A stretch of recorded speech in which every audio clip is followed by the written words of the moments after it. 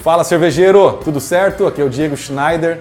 Nesse vídeo de hoje eu quero mostrar para ti por que é tão importante a gente entender os principais ingredientes da cerveja. Como é que eu vou escolher a água, qual é o melhor lúpulo que eu vou usar, qual é a levedura, quais os maltes que eu vou usar para chegar naquele resultado final tão esperado.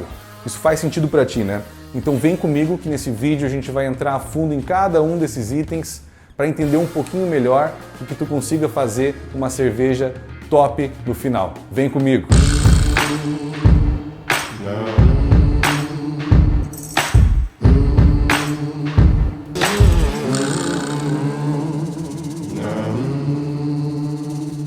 Então vamos lá, cervejeiro, vamos falar sobre os 4 principais ingredientes. Só relembrando então, são água, malte, lúpulo e levedura. E a gente vai começar a apresentação falando sobre o principal não, mas o que corresponde à maior parte da nossa cerveja, que é a água, tá? Então a água ela vai representar no mínimo 90% da tua cerveja. Tá? No passado, a água de cada região ela influenciava muito o estilo criado. Então a gente vai ver que cada região do mundo, a gente vai falar até um pouquinho sobre isso num próximo vídeo, que é sobre as escolas cervejeiras, mas como os sais que representavam, que estão dentro dessa água, elas modificavam muito o perfil de cada cerveja. Então a gente tem cada região do mundo com um perfil bem diferente um do outro, tá? Então as cidades com uma alta qualidade de água, elas se tornaram referência cervejeira no mundo. E um detalhe muito importante é que o pessoal às vezes fala: eu preciso de uma água, vou usar uma água de poço porque é muito melhor, mas não, tá? A água encanada, na maior parte das vezes, a água da tua cidade que chega aí na tua torneira, ela vai te fornecer, na maior parte das vezes, uma água excelente, tá? Vai te dar uma excelente produção. Então, qual que é a água ideal para a gente fazer cerveja, tá? O primeiro ponto é que ela deve ser potável, obviamente, né? Ela tem que ser isenta de micro-organismos, então a gente sabe que tem algumas regiões que às vezes não tem uma água tão tratada e tudo mais, então ela tem que ser isenta de qualquer bactéria, qualquer coisa assim. Muito importante que ela seja isenta de cloro. Tá? A questão do cloro, existe uma reação que acontece durante a mostura, ou durante até a fervura também, que se a água tiver cloro, ela pode dar um off-flavor que chama clorofenol, que não é nada legal. Então, assim, é muito importante que seja isento de cloro.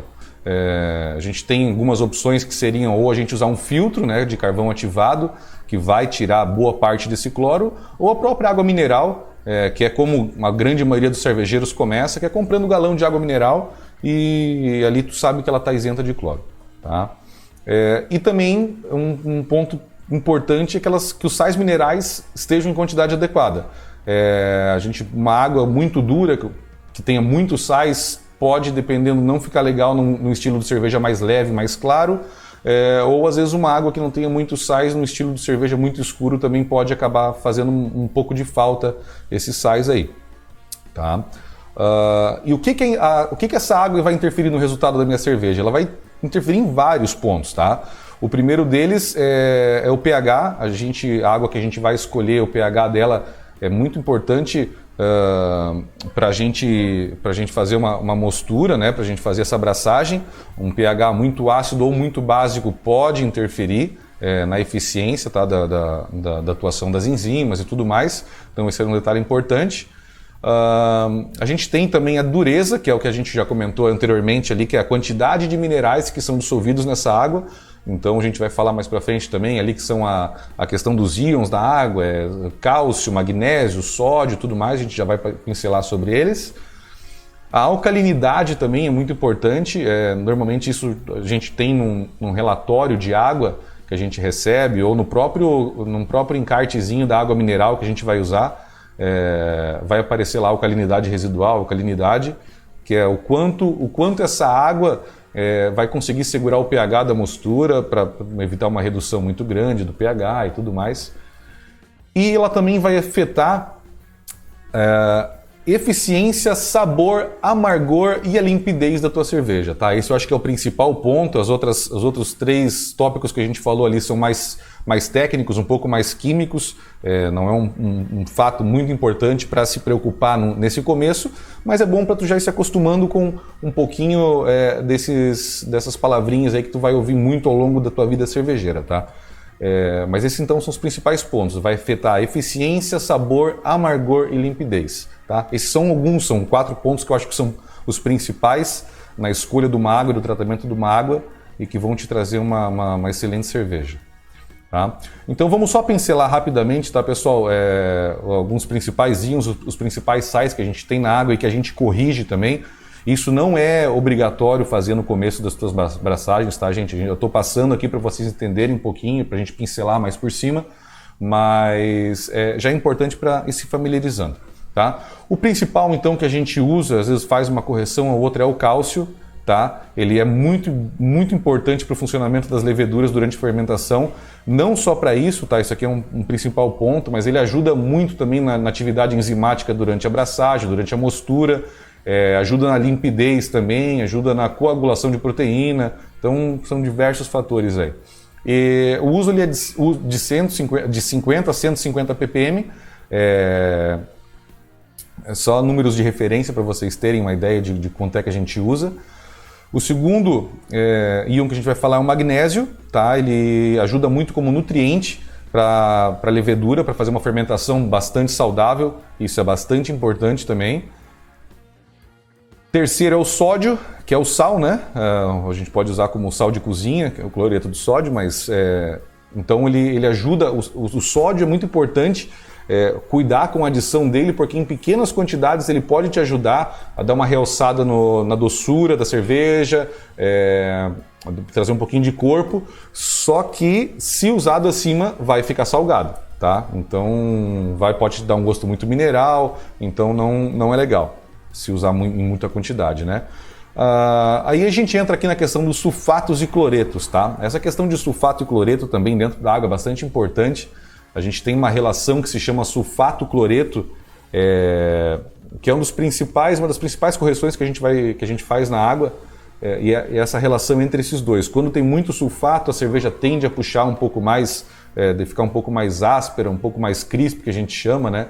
Que é puxar um pouquinho mais a parte do amargor, e uma cerveja mais puxando para o cloreto vai te trazer uma cerveja que vai realçar um pouco mais o dulçor, o corpo da cerveja.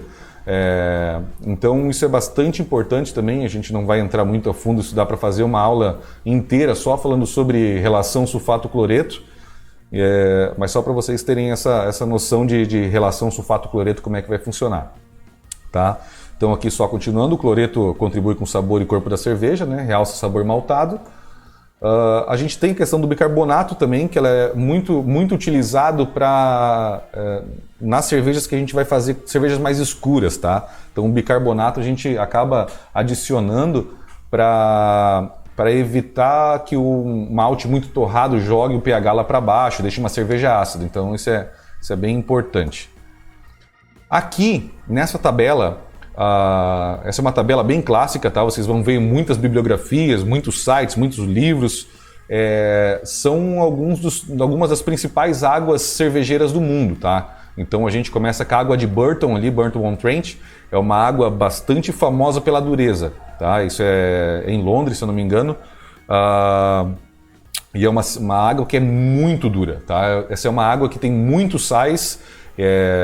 Vocês vão ver que a relação de sulfato para cloreto aqui é uma relação altíssima de sulfato que tende a trazer uma cerveja com bastante amarga, um pouquinho mais áspera, que são as cervejas as bitters, as famosas bitters da escola inglesa, tá? Então vocês vão ver que o número de cálcio dela também é muito alto.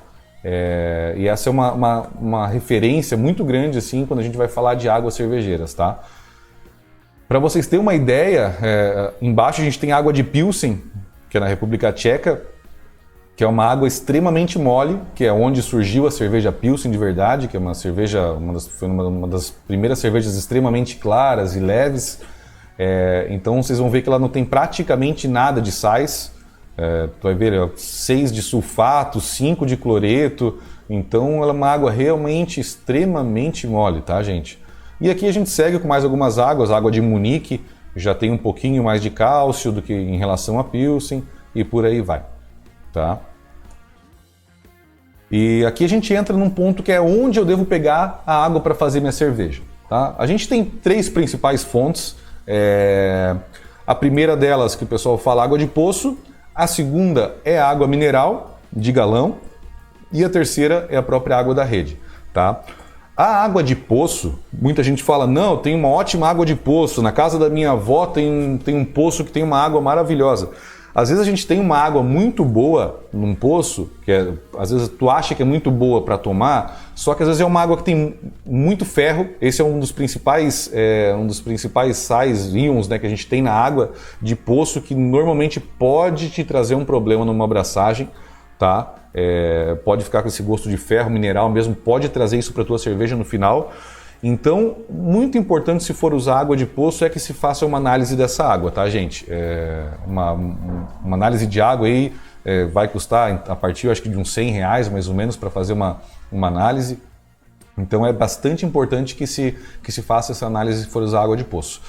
A água mineral é a opção que eu acho que é da maioria dos cervejeiros quando se começa, tá? Até porque a grande maioria começa com um volume pequeno. São raras as pessoas que começam já fazendo 50, 100 litros. Foi o meu caso, inclusive, eu comecei fazendo lá, a minha primeira abraçagem acho que foi 15 litrinhos numa panela. Então eu comprei água de galão. Ali eu já sabia quanto que tinha de sal, já sabia que tinha um pH que estava certinho, que não tinha cloro. Então é a opção mais segura para quem está começando.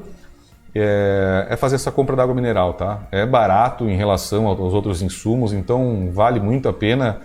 Se tu não tiver uma análise da água de poço ou um filtro na tua água de rede, que é o que a gente vai entrar agora, tá? A água da rede, como a gente comentou lá no comecinho dessa aula, ela normalmente é muito boa, tá? Aqui no Brasil, principalmente, são águas que são, na maior parte das vezes, são águas moles, elas não têm muito sal, então é muito bom para a gente trabalhar, dá para a gente fazer bastante adição de sal, se for para fazer as correções de água, obviamente, né? E é bem diferente, por exemplo, da água de rede dos Estados Unidos, lá, que a gente tem algumas regiões nos Estados Unidos que a água é extremamente dura, ela já vem com muito sal nela, até porque tem algumas regiões que tem geleira perto, alguns casos assim, que acaba arrastando muito mineral, e lá eles são obrigados a filtro de osmose reversa para conseguir tirar o sal. Então aqui a gente já tem uma água super legal para trabalhar, só que é muito importante, gente, que se tu for usar a água da rede, compra um filtro, tá? Vocês têm que comprar um filtrozinho, não é caro, vale muito a pena para quem já pegou gosto por fazer cerveja, tá querendo pensar em comprar mais algumas coisinhas, melhorar o processo. Então, um filtro, até seria um bom filtro de 2 estágios, tá? É um filtro de partícula ali para tirar qualquer impurezinha que ainda, querendo ou não, acaba passando. E pelo menos um filtro de 1 estágio de carvão ativado vai te resolver o problema e consegue tirar praticamente todo o cloro que tem nessa água da rede, tá? Acabamos a água, então, dando uma pincelada rápida em cima da água. Vamos entrar para o malte agora. Então, o que a gente tanto fala aí do tal puro malte? O malte, da onde que ele vem e como que ele é feito, né? O malte que a gente conhece, o principal malte que a gente conhece é o malte de cevada, tá? A gente tem alguns outros tipos de maltes também que a gente vai pincelar, mas esse bichinho aqui que tá na nossa imagem é o malte de cevada lá na plantação ainda.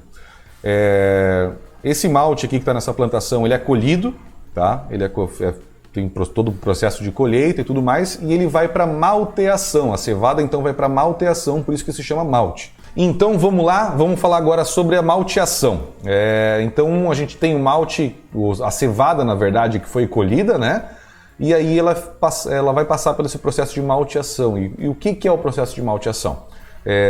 A gente tem, em primeiro lugar, todo aquele malte que foi colhido, ele é colocado não lembro o nome, mas é um recipiente muito grande onde é feita hidratação desse malte, eles são umidificados, tudo muito controlado, né? e ele é hidratado justamente para que possa ocorrer a próxima etapa, que é a germinação desse grão. Então, a germinação desse grão é importante para que ocorra atividade enzimática, a gente consiga aumentar, acelerar o processo dessa produção enzimática dentro desse grão. E essas enzimas são as enzimas que vão atuar, que a gente vai falar também, que são as beta-amilases, alfa-amilases, proteases e por aí vai. São todas as enzimas que a gente vai trabalhar durante a abraçagem. Então esse é um processo muito, muito importante, tá? E é o que pode diferenciar um malte de uma qualidade meia boca para um malte muito bom, que é o processo de malteação, e é o quanto que a gente consegue modificar esse malte internamente para que a gente tenha um malte de excelente qualidade.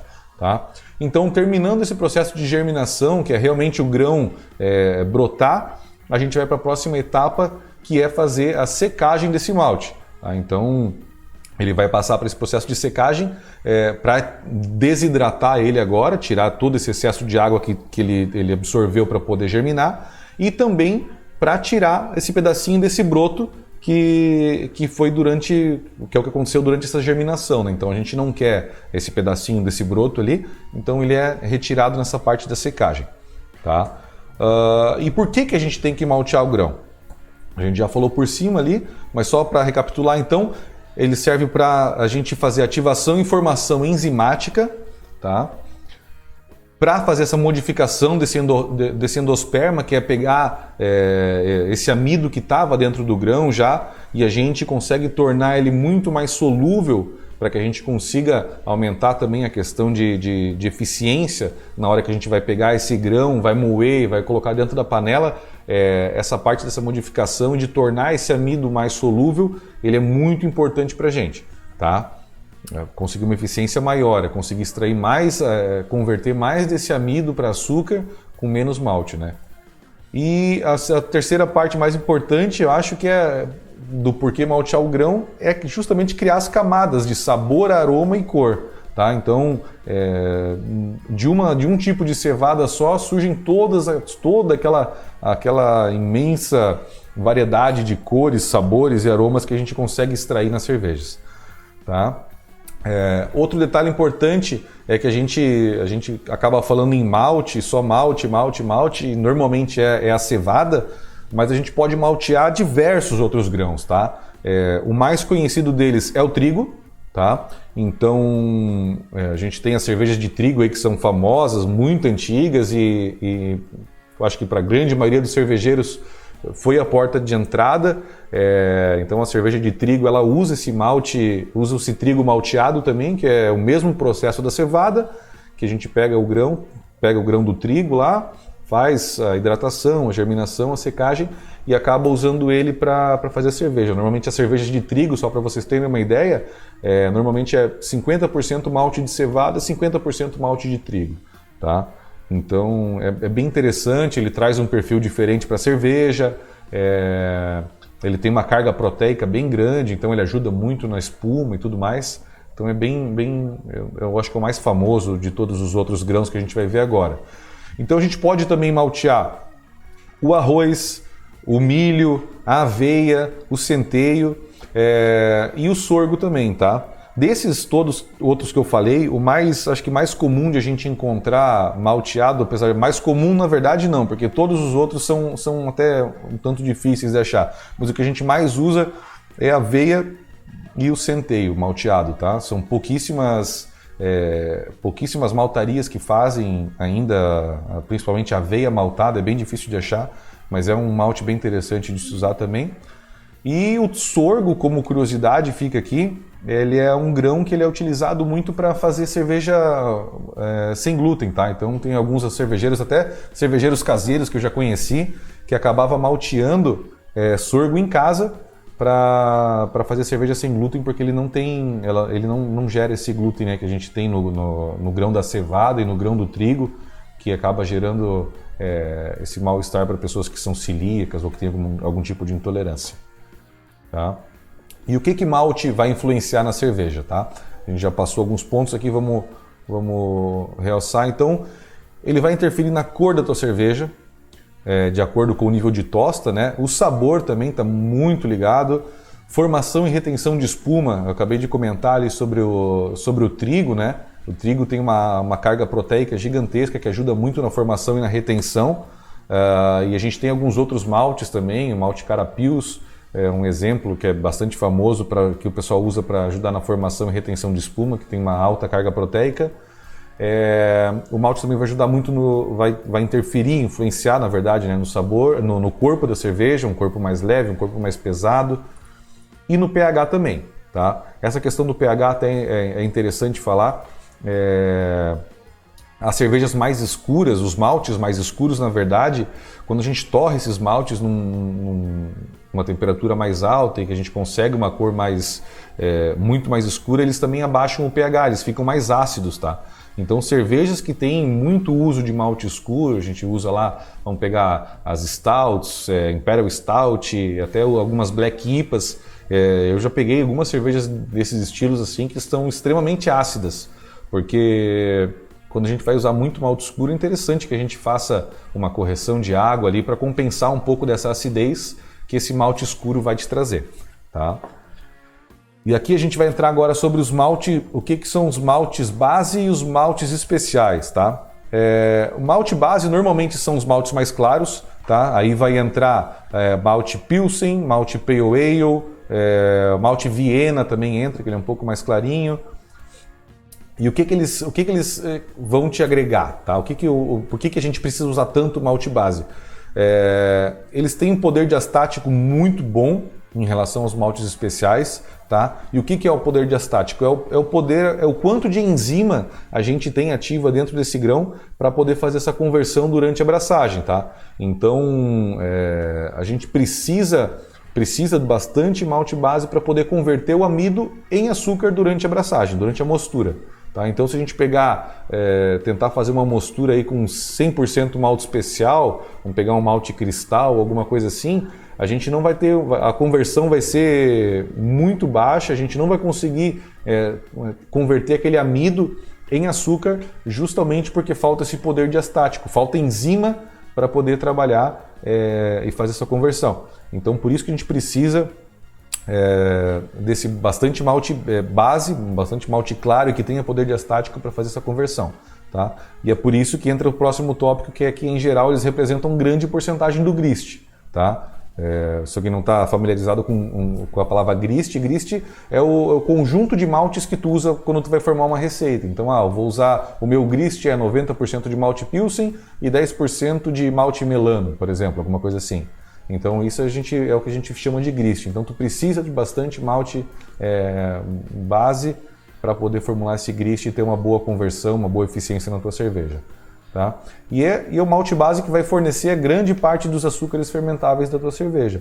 Então esse poder diastático que ele tem, essa grande quantidade de amido que não foi muito torrado e tudo mais, ele vai ser convertido em açúcar e é ele que vai representar a grande parte do açúcar fermentável. Tá? Em compensação, a gente precisa dos maltes especiais porque eles entregam muita cor, sabor e aroma. Tá? Se a gente for usar somente malte Pilsen, a gente tem aquela cervejinha bem clarinha que, querendo ou não traz muita complexidade e tudo mais. Então é onde entram os maltes especiais para a gente ter essa gama imensa de cervejas que a gente tem, com muitos estilos de cor, de sabor, de aroma que podem entregar. Em compensação, os maltes especiais vão te entregar uma baixa quantidade de açúcar fermentável. Tá? Como eles passam por uma torra que é um pouco mais alta, né? Boa parte desse amido acaba torrando, a gente não consegue fazer uma conversão dele em açúcar fermentável, mas a gente tem que aproveitar essa parte que é justamente trazer o que acontece ali de caramelização dentro do grão, de puxar as notas de caramelo e tudo mais. E é onde o próximo tópico entra, que é onde ele vai remeter a caramelo, onde vai remeter a fruta seca, ele pode remeter muito a defumado também, pode remeter a torrado. Então os maltes especiais eles têm uma série de sabores, aromas que eles vão te entregar. Então essa figura aqui, gente, vai justamente ilustrar um pouco do que a gente falou até agora, que são os níveis de torra.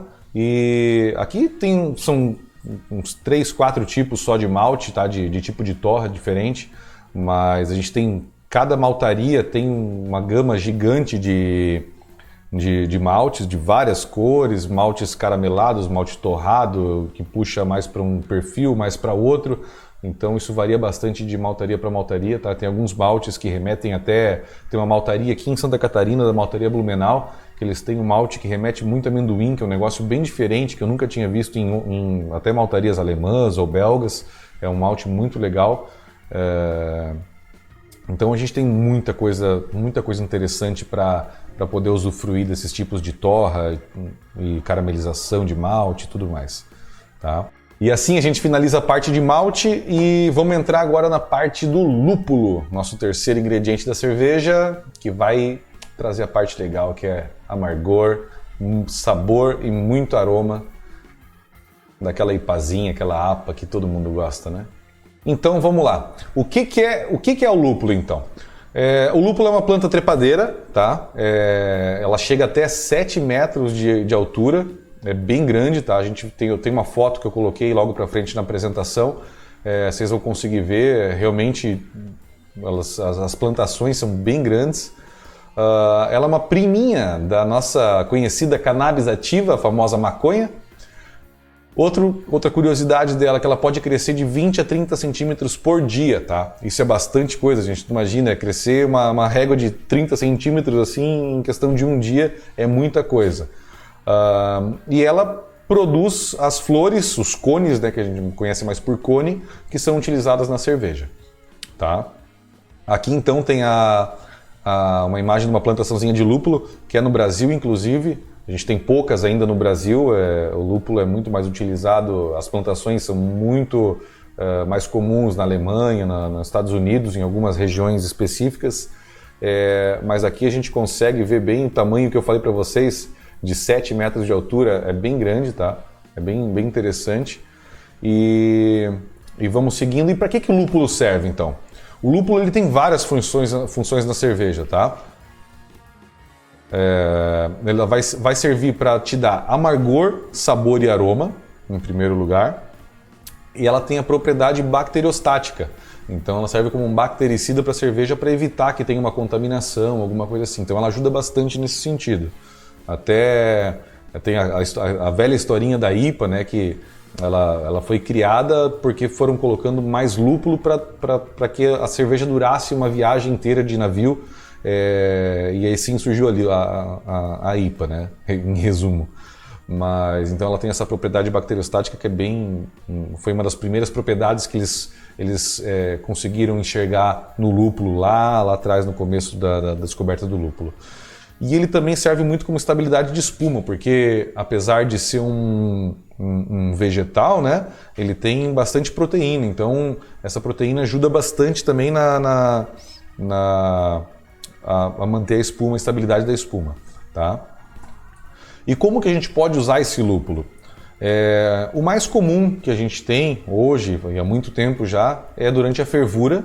E por que a gente usa durante a fervura? Porque a gente tem a isomerização dos alfa-ácidos. Os alfa-ácidos é o que vai gerar o amargor. O alfa-ácido em si, ele não traz um amargor absurdo, mas quando ele fica ali acima de 80 graus, ele começa a fazer essa isomerização, que é onde vai gerar o amargor. É onde a gente faz os cálculos de BU e tudo mais.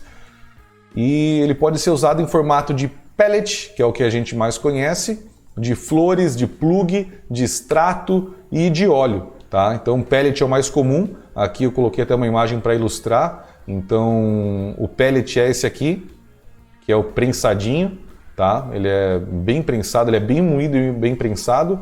O plug é esse segundo aqui, tá? Ele é bem difícil de achar no Brasil. Eu particularmente nunca vi empresa vendendo. Acho que é mais comum lá nos Estados Unidos. E a gente tem também a questão das flores, tá? De usar os cones inteiros, levemente moídos, assim, só despedaçados com a mão. Mas é bem difícil de achar também. A gente tem poucas empresas que fazem a venda de flores mesmo. Então é mais para quem tem plantação ou tem algum conhecido. Hoje em dia a gente já tem algumas empresas, algumas plantações no Brasil que o pessoal já está fazendo a venda. Mas não é tão comum assim, tá? O que a gente vai achar no brew shop mesmo é basicamente o pellet, que que é esse prensadinho bem moído e prensado. Tá? E aí a gente entra no que é o IBU. O IBU, o significado é uma sigla International Bitter Unit, tá? Que é a Unidade Internacional de Amargor. Então a gente tem basicamente, eu coloquei uma tabelinha aqui do lado, que tem os padrões em média, né, do que seria quantos IBUs tem cada estilo de cerveja.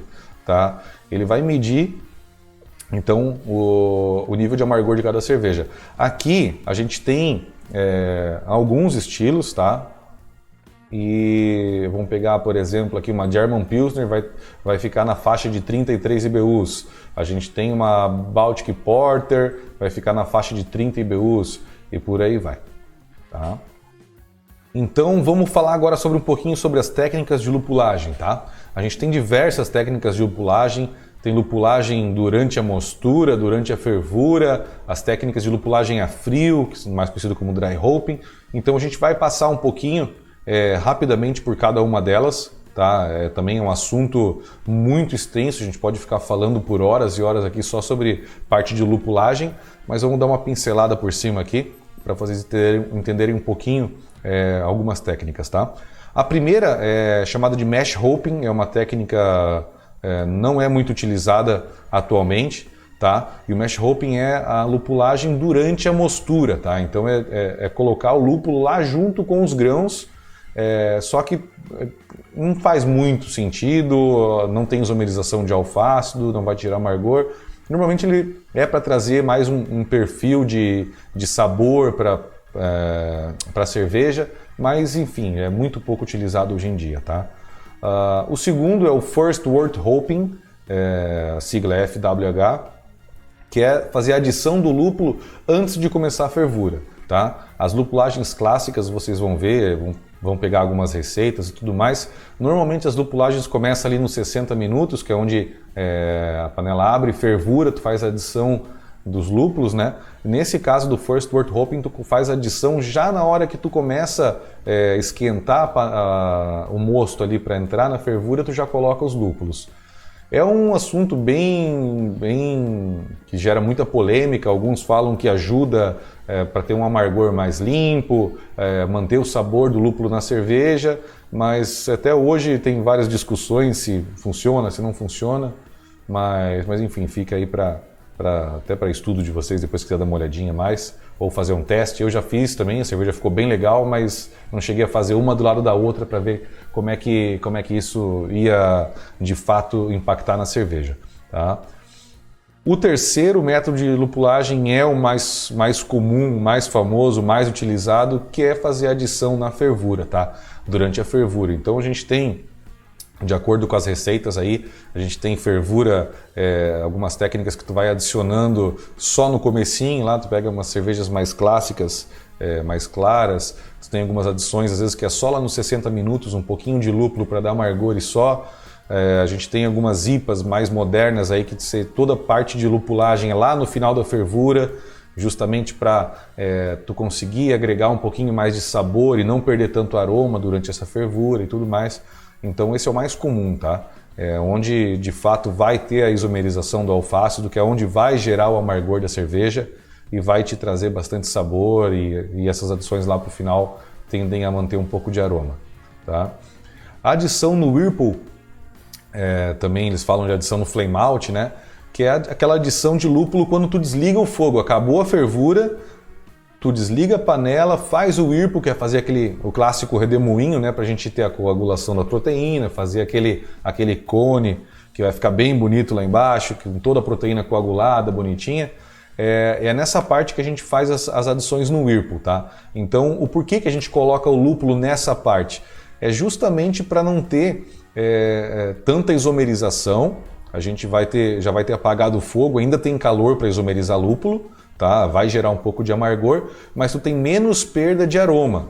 Tá? A gente já não tem aquela fervura intensa que fica trabalhando ali o mosto fica trabalhando em fervura e fica evaporando todo aquele óleo essencial, que é o que a gente não quer perder, né? Que é basicamente ali onde está todo o aroma e sabor. Então é por isso que essa técnica do Whirlpool é bem interessante, tá? Então, para manter aroma, sabor, para as APAs, IPAs, cervejas mais lupuladas, onde tu quer essa pegada lupulada, é bem interessante de fazer. Eu faço bastante aqui. A segunda parte é o Hopback, Hop Rocket.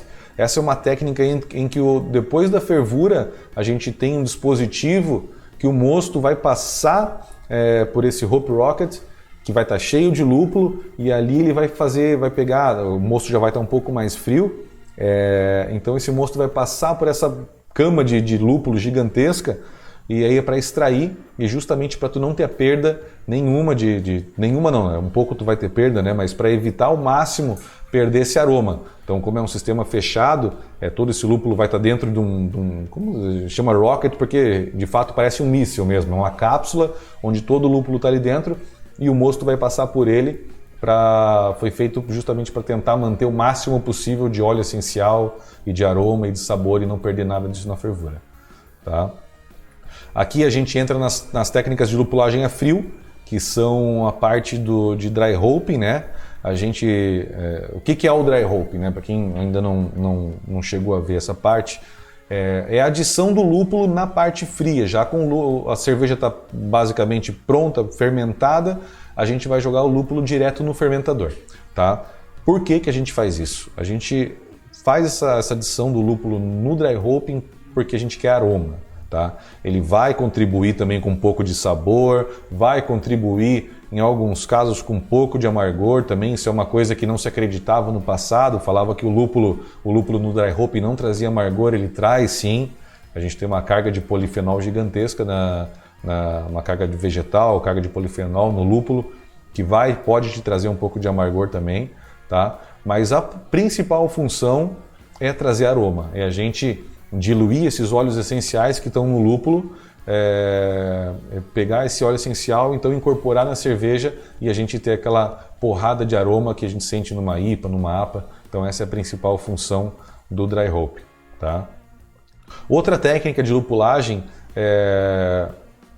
não é tão comum do pessoal fazer, mas eu já fiz e acho muito legal, principalmente para tu pegar o perfil de lúpulo. Sabe, então eu comprei um lúpulo novo, eu quero testar um lúpulo novo, tu pode fazer um chá de lúpulo, tu pode fazer isso até, de repente, com uma cerveja mais leve, de mercado mesmo, botar num copo ali, pegar alguns pellets desse lúpulo, colocar lá dentro, deixar 24 horas, normalmente já é o suficiente, para tu sentir um pouquinho do que esse perfil, do que esse lúpulo pode trazer no dry hopping, ou tu pode ferver um pouquinho de água, e fazer um chazinho mesmo, misturar com esse lúpulo para sentir qual é o perfil que ele vai dar numa parte mais quente. Então é bem interessante para brincar e sentir um pouquinho desse perfil de cada lúpulo. Tá? O Randall é como se fosse um filtro de água. Eu vou publicar uma foto aqui daqui a pouco. Onde o lúpulo, na hora de fazer, a cerveja já está pronta, está carbonatada, e na hora de servir, essa cerveja vai passar por esse filtro que tu vai colocar lúpulo lá dentro. Então direto, ele vai passar e vai direto para o teu copo. Tá? É na hora de servir mesmo.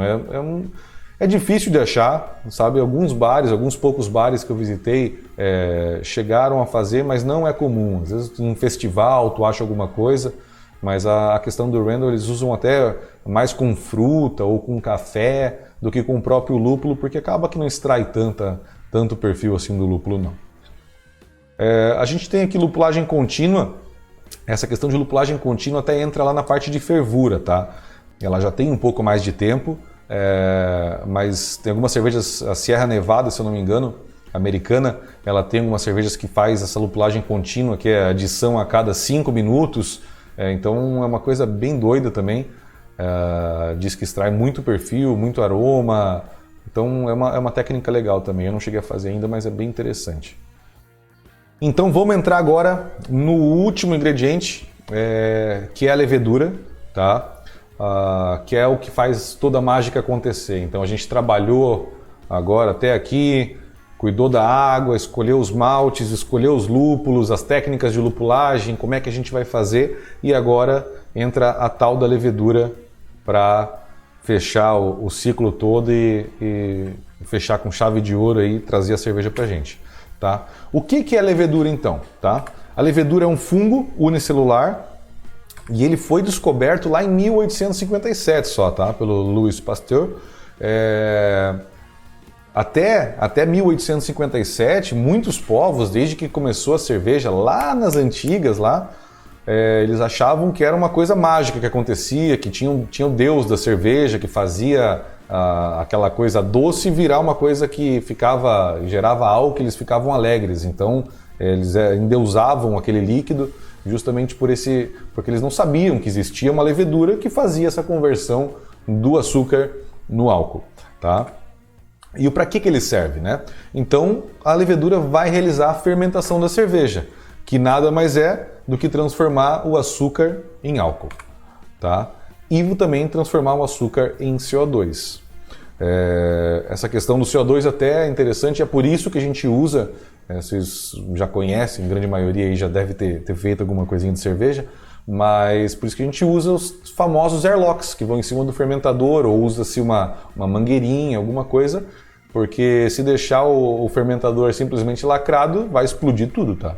Então, essa transformação, esse consumo que a levedura faz do açúcar, que vai transformar em álcool e CO2, e por isso que a gente precisa do airlock para que esse CO2 possa sair e que não exploda tudo, né? E quais são os tipos de fermentação, basicamente, que a gente tem, tá? Aqui a gente tem os dois principais, que a gente vai explicar um pouquinho mais à frente, mas a gente tem as fermentações lager, tá? Que são as baixas fermentações, né? Elas atuam na parte de baixo do fermentador, então por isso que elas estão aqui, tá? Então elas atuam bem no fundo do fermentador, com uma temperatura mais baixa também, tá? E a gente tem a alta fermentação, que são as leveduras ale, tá? Então todo o consumo desse açúcar basicamente vai ocorrer na parte de cima, onde as cervejas ales, normalmente ela vai gerar aquela espuma grande na parte de cima do fermentador, que é porque justamente toda a levedura vai para a parte de cima, onde eles vão consumir e vai trabalhar, tá? E normalmente as cervejas ales são de alta fermentação porque elas trabalham a temperatura mais alta e também porque elas tendem a consumir todo esse açúcar, esse CO2 na parte de cima, elas tendem a ficar no topo do fermentador, tá? Do mosto. Então vamos falar aqui um pouquinho primeiro sobre a lager, né? A gente já comentou, vamos entrar um pouquinho mais a fundo. As lagers normalmente elas fermentam entre 8 e 14 graus, tá? Elas atuam no fundo do fermentador, como eu mostrei para vocês no último slide. E justamente por isso, por lá trabalhar um pouco mais com uma temperatura bem mais baixa e atuar lá no fundo, a fermentação dela sempre tende a ser mais lenta. Tá? Então, enquanto uma ale fermenta rapidinho, a lager sempre tende a ter alguns dias a mais ali de fermentação, porque é uma fermentação muito mais calma, uma temperatura mais baixa. E também por isso ela tem um perfil de fermentação mais neutro, tá? Então, basicamente as fermentações de cerveja lager aí a gente tem a Pilsen principalmente, que todo mundo conhece, ela não tem muito perfil de fermentação justamente por isso, porque ela fermenta a uma temperatura mais baixa, tem um perfil bem neutro de fermentação. E aí depois a gente entra na alta fermentação, que são as ales, que elas vão fermentar em temperatura um pouco mais alta, tá? Aqui a gente colocou que elas fermentam entre 16 e 24 graus. Isso pode variar um pouco, tá? A gente tem cervejas que fermentam até acima disso, algumas belgas, algumas saisons chegam a 26, 28 graus. Então elas variam bastante. A gente tem cervejas que chegam algumas ales que chegam a fermentar abaixo disso também, tá? Elas tendem sempre a atuar na superfície do mosto, lá em cima do fermentador, como eu falei para vocês. Elas tendem sempre a subir, elas consomem o açúcar e tudo mais, elas vão decantando e vão fazendo esse ciclo, tá? A fermentação é mais rápida em relação à lager, tá? Justamente porque, como a gente já falou, a lager tem uma temperatura mais baixa, mais lenta, e as temperaturas mais altas tendem a fazer com que as leveduras consumam mais rápido esse açúcar, transformando em álcool e CO2. Tá?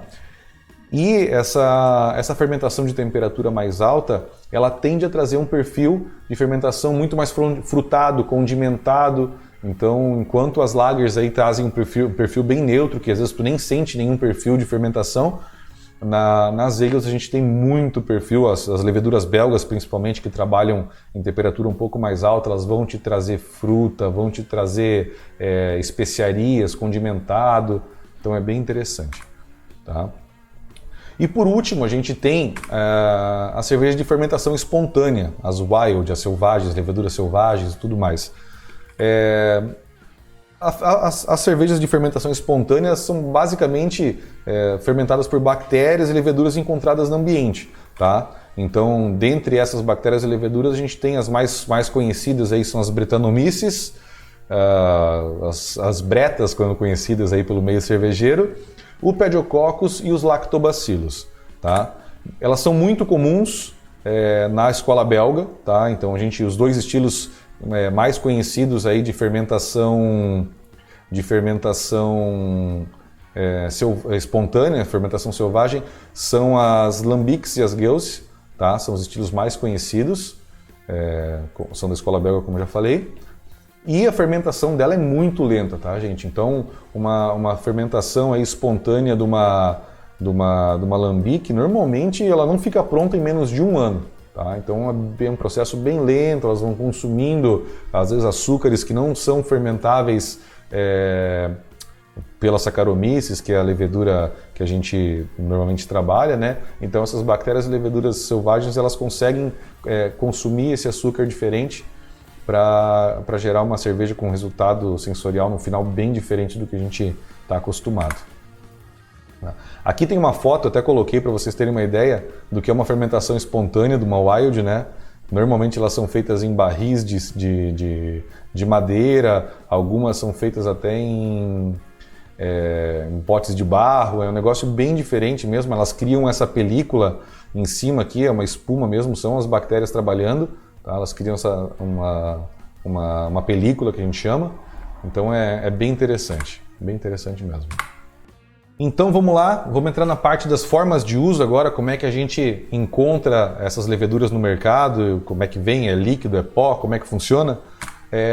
Na maior parte das vezes, tá, pelo menos aqui no Brasil, a gente usa muito a levedura seca, tá, que é a levedura liofilizada que a gente chama. É como se fosse um pacotinho de fermento de bolo, de pão, a textura é basicamente a mesma e ela tem a vantagem de que, como ela é seca, em um sistema extremamente moderno e tecnológico, ela tem uma validade muito longa, tá? Então, por mais que às vezes ela viaje, a gente tem a recomendação de que essa levedura seca sempre fique refrigerada, mantenha-se na geladeira e tudo mais, mas ela aguenta uma viagem, tanto que o pessoal compra pela internet, tem muitas cidades que às vezes não tem brew shop ainda, o pessoal compra pela internet e não tem problema, tu pode perder um pouquinho de vitalidade ali, mas ela vai estar legal para uso, então tem essa vantagem.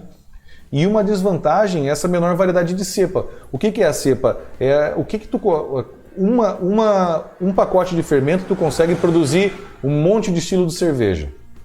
Tá? Então a gente tem a cepa S05, por exemplo, que é uma das mais famosas, que é uma levedura ale de perfil mais neutro, então ela vai fazer vários estilos de cerveja, vai fazer APA, IPA, Cream Ale e por aí vai.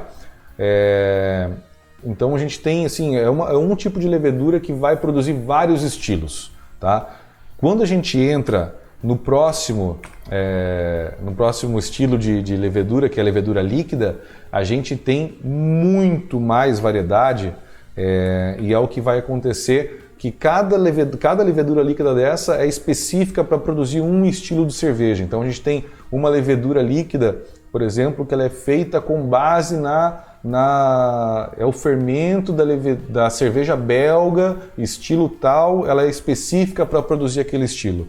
Então a abrangência da levedura seca ela é muito mais ampla, só que ela não vai conseguir te trazer um perfil tão específico de fermentação. Já a levedura líquida não, já a levedura líquida ela é retirada, ela é isolada, normalmente de alguma cerveja específica, daquele estilo específico, e aí a gente consegue um perfil de fermentação muito parecido com aquele que a gente já esperava. Tá? Ela tem a desvantagem de que a validade dela é mais curta, normalmente ela tem que sempre ficar refrigerada, tá? Ela não pode ficar 2 meses fora da geladeira que vai dar ruim, ela não vai prestar mais, ela perde muito da viabilidade dela. Então esse é um ponto que sempre tem que ficar bem atento, assim, verificar a data de fabricação das leveduras líquidas, e caso ela já tenha muito tempo, tu vai ter que fazer uma propagação, que é justamente o próximo ponto, tá? A questão do starter e propagação. Por que a gente precisa fazer um starter e propagação? A gente tem duas condições normalmente onde a gente faz um starter ou propagação. Ou porque tu quer pegar um pacotinho de levedura e tu quer propagar ele para que esse um pacotinho vire 3, por exemplo. Eu vou fazer uma cerveja com muito açúcar, por exemplo. Eu preciso de mais levedura para consumir. Aí, em vez de eu comprar 3 pacotes, eu posso pegar um pacotinho desse e propagar. Tá? Também isso é um assunto bem extenso, bem longo, mas é só para trazer essa informação para vocês de que dá para fazer isso. Tá? Em vez de comprar 4, 5 pacotes, às vezes, dependendo da quantidade que tu vai fazer, dá para fazer essa propagação, fazer esse starter para tu economizar um pouco no fermento e tu ter uma levedura ali bem saudável e já pronta para entrar na cerveja. E a gente tem também a segunda opção, que é pegar uma levedura líquida dessas. As leveduras líquidas, normalmente, elas vêm em pequenos frasquinhos, que às vezes elas não são suficientes para fermentar a quantidade de cerveja que tu quer. Então, nesses casos também é necessário fazer um starter até para dar uma viabilidade maior nela e também para a gente ter um número maior de células para conseguir fermentar aquela cerveja. Tá? Um outro detalhe também que a gente tem na parte de fermentação é o reaproveitamento, a gente chama de lama, que é aquele fermento, tu pega, vamos supor que eu fiz uma APA, por exemplo, ela vai fermentar, a hora que a fermentação acabar, toda essa levedura que estava lá fermentando, ela vai assentar no fundo do fermentador. E a gente pode aproveitar todo esse fermento, ele não está morto lá, ele só fez o trabalho dele, ele foi para o fundo, está meio que hibernando, então a gente pode aproveitar, passar isso para um vidro, alguma coisa nesse sentido, que seja obviamente esterilizado e tudo mais, mas a gente pode aproveitar todo esse fermento que já fez uma fermentação para fazer uma segunda fermentação, uma terceira fermentação. Então tem muitos cuidados para fazer isso, tá? A gente pode entrar nesse assunto num próximo vídeo, alguma coisa nesse sentido, mas é uma opção bem interessante também, que vai baratear e ter uma fermentação bem vigorosa quando a gente tem esse reaproveitamento de lama. Tá? Aqui só para finalizar então, a gente tem alguns outros ingredientes que não entravam nem na parte de malte lá, nem de adjuntos, mas que são muita coisa que a gente acaba usando em alguns estilos específicos, ou como experiência mesmo. Então um deles são os açúcares, tá? Alguns estilos belgas, principalmente, até alguns estilos, em algumas cervejas americanas o pessoal acaba usando também, mas a gente pode fazer o uso de açúcar cristal, açúcar demerara, mascavo. Aqui no Brasil a gente tem uso de rapadura. Agora, mais recentemente, a gente tem algumas cervejas usando lactose também, que querendo ou não, um tipo de açúcar. Então são alguns adjuntos, a gente vai botar tudo como adjunto aqui, mas são açúcares, flocos e tudo mais que a gente pode usar também para diversos objetivos finais na cerveja. Tá? A gente tem o uso de flocos, que pode ser aveia em flocos, que vai te ajudar muito no corpo da cerveja, para deixar um corpo mais aveludado. A gente tem o trigo em flocos, que também traz um pouco desse mesmo perfil da aveia em flocos. A gente tem o uso de sucrilhos, que é aquele milho em flocos também. Em alguns estilos ele cai muito bem para baixar um pouco o corpo da cerveja, deixar uma cerveja bem leve. A gente tem o uso de frutas, tá? Pode ser usado em várias formas e vários momentos também. A gente tem uso de fruta, pode usar casca, pode usar polpa, pode usar a fruta inteira, pode usar na fervura, pode usar na fermentação, pode usar na maturação. Então, dependendo do que tu espera de cada fruta e do que tu espera no resultado final da cerveja, também é um assunto bem interessante de se falar. É muito extenso também os métodos de como a gente pode usar isso, mas é bem interessante. E a gente tem também o uso de especiarias. Tá? Esse aqui é bem interessante, a escola belga principalmente usava muito essas especiarias. Tá? Até antes do uso de ser conhecido o lúpulo, as especiarias já eram usadas para gerar o amargor na cerveja. usavam várias espécies de vegetais, de especiarias mesmo, para fazer uma mistura e trazer um amargor e sabor para a cerveja. Então hoje a gente tem o uso muito comum de pimenta, de coentro. O coentro é muito usado para fazer a Witbier, as cascas de laranja e tudo mais. Então, cara, pode ser usado o que tu imaginar, dá para usar na cerveja, sabe? E no mais é isso aí.